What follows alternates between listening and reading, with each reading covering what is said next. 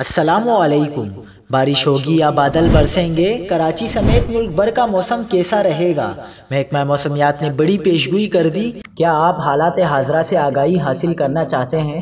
خبر کے پیچھے چھپے اصل حقائق جاننا چاہتے ہیں تو ابھی سبسکرائب کیجئے جلمل پاکستان کو اور ساتھ ہی گھنٹی کے نشان پر کلک کر دیں۔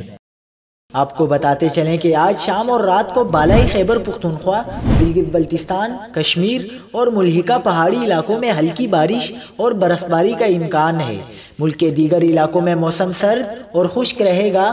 جمعرات کے روز ملک کے بیشتر بالائی علاقوں میں مطلع ابرآلود اور موسم سرد رہے گا، تاہم بالائی پنجاب، بالائی خیبر پختونخوا، گلگت بلتستان اور کشمیر میں ہلکی بارش اور ہلکی برف باری کا امکان ہے۔